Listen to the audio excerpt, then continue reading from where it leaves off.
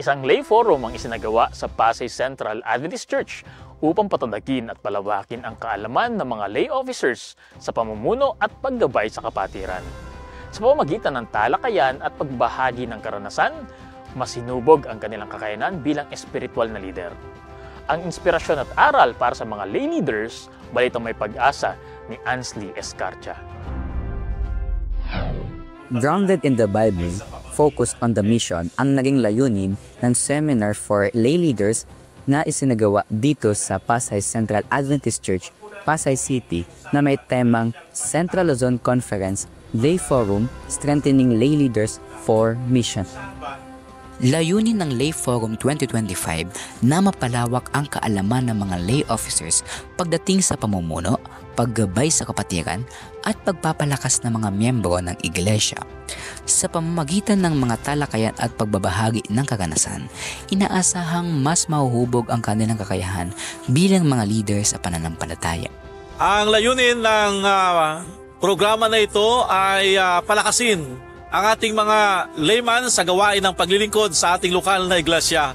At higit sa lahat ay may orient sila sa mga katotohanan, sa mga doktrina, at lalong higit sa lahat sa ministeryo kung paano po mapalakas ang gawain ng Panginoon.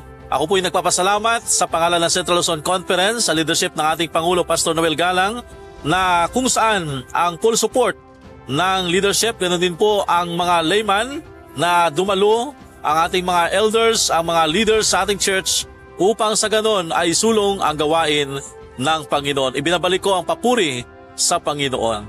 Bago matapos ang programa, nagkaroon muli ng open forum na sinundan ng commitment message ni Pastor Noel Galang.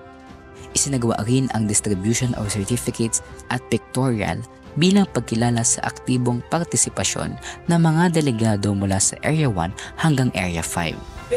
Ang natutunan namin dito bilang mga leaders ay kami matatag kami sa aming pamumuno sa aming iglesia. Sa ating mga members ay mamigyan natin na sila ng mas maliwanag na kaalaman tungkol sa pundasyon sa ating turo ilang 70 Adventist Church.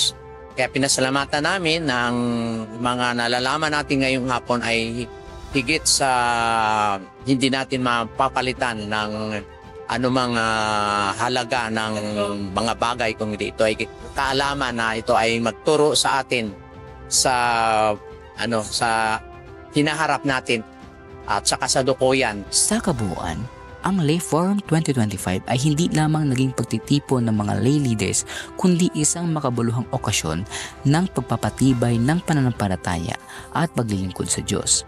Sa mga aral at mensaheng ibinahagi, muling pinag-aalab ang diwa ng pagkakaisa at misyon ng mga lay leaders ng Central Luzon Conference. Layuning magatid ng Balitang May Pag-asa, ako si Ansley Escarcha, nag-uulat para sa Hope of the Day, HCNP News.